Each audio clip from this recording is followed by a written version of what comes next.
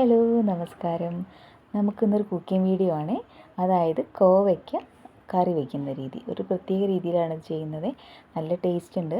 ഞാനൊരു തവണ വെച്ച് നോക്കി എന്നിട്ടാണ് നിങ്ങൾക്ക് കാണിക്കുന്നത് കേട്ടോ. അതിന് വേണ്ട ഇൻഗ്രീഡിയൻസ് തക്കാളി, പച്ചമുളക്, ഇഞ്ചി, സവാള ഇത്രയും മാത്രം മതി കേട്ടോ.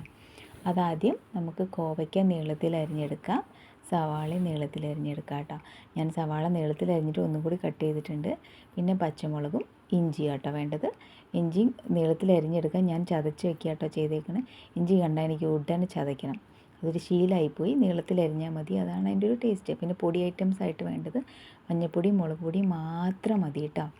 ഇനി എന്താ ചെയ്യേണ്ടത് വെച്ചാൽ ഇതെല്ലാം കൂടി, അതായത് പച്ചമുളക്, സവാള, കോവയ്ക്ക, ഇഞ്ചി, ഇത് മഞ്ഞൾപ്പൊടി, മുളക് പൊടി ഇത്രയും കൂടി നന്നായി ഞെരടി വെക്കണം. ഞെരടിയിട്ട് വെളിച്ചെണ്ണയും കൂടി ചേർത്തിട്ട് ഞെരടി വയ്ക്കുന്നത്. ഒരു 5 മിനിറ്റത്തേക്ക് ഞെരടി അങ്ങ് മാറ്റി വെച്ചേക്കണം.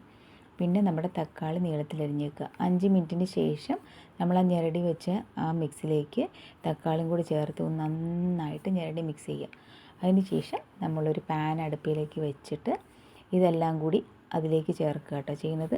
വെള്ളമൊന്നും ഒഴിക്കേണ്ട. നമ്മൾ ആ ഞെരടുന്ന സമയത്ത് ഞെരടി നല്ലതാകുമ്പോൾ ഒരു കുറച്ച് കയ്യിലേക്ക് ഇച്ചിരി വെള്ളം കൂടി ചേർത്ത് തളിച്ചു കൊടുക്കുന്ന ആ രീതിയിലേ ഉണ്ടാകാൻ പാടുള്ളൂ. അല്ലാണ്ട് വെള്ളം ചേർക്കരുത് കേട്ടോ.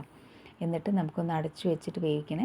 പിന്നെ വേണ്ടതെന്ന് വെച്ചാൽ നമുക്ക് കുറച്ച് തേങ്ങ കേട്ടോ, തേങ്ങ ചിരണ്ടിയിട്ട്, ഞാനിപ്പോൾ എടുത്തേക്കിന് കുറച്ച് കോവയ്ക്ക ഉണ്ടായിരുന്നുള്ളൂ, അപ്പോൾ ഒരു മുറി തേങ്ങയുടെ പകുതി എടുത്തിട്ടുള്ളൂ കേട്ടോ.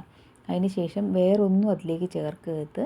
ആ തേങ്ങ മാത്രം മിക്സിയിലിട്ട് അരച്ചതിന് ശേഷം ഈ കണ്ടോ കോവയ്ക്ക വല്ലാണ്ട് വെന്തളിഞ്ഞ് പോകാനും പാടില്ല. ആ ഒരു സമയമാകുമ്പോൾ തുറന്നതിന് ശേഷം നമ്മൾ ഈ തേങ്ങാപ്പാലും കൂടി ഒഴിച്ച് കൊടുക്കുക കേട്ടോ. എന്നിട്ട് ഒന്ന് തിളച്ച് വരണം, വല്ലാണ്ട് തിള വരരുത്. ഒന്ന് തിളച്ച് വന്നതിന് ശേഷം നമുക്കത് ഓഫ് ചെയ്യാം.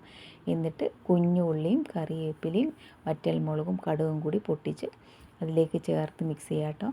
നല്ല ടേസ്റ്റാണ്, ഒരു പ്രത്യേക ടേസ്റ്റ് തന്നെ വേണമെങ്കിൽ പറയാം. എനിക്ക് വലിയ താല്പര്യമൊന്നുമുള്ളതല്ല കോവയ്ക്ക. ഞാനിങ്ങനെ വെച്ച് നോക്കിയപ്പോൾ നല്ല ടേസ്റ്റ് ആയിരുന്നു. എല്ലാവരും കഴിക്കുകയും ചെയ്തു, പിള്ളേർ വരെ കഴിച്ചു കേട്ടോ. നിങ്ങളൊന്ന് ട്രൈ ചെയ്ത് നോക്കണേ, ഉറപ്പായിട്ട് നിങ്ങൾക്ക് എല്ലാവർക്കും ഇഷ്ടമാവും. നമുക്ക് ചോറിൻ്റെ കൂടെ കഴിക്കാൻ നല്ല ടേസ്റ്റ് ഉണ്ട്. എന്തായാലും ഇത് ട്രൈ ചെയ്ത് നോക്കണം കേട്ടോ. പിന്നെ ഒരു കാര്യം കൂടെ, ഇതിലേക്ക് കൂടുതൽ വെള്ളം ചേർക്കുകയും ചെയ്യരുത്, കുറുകുറാന്നിരിക്കണം കേട്ടോ കറി. അപ്പോൾ നിങ്ങളെല്ലാം ട്രൈ ചെയ്തിട്ട് എങ്ങനെയുണ്ടെന്ന് കമൻറ്റ് ചെയ്യണേ.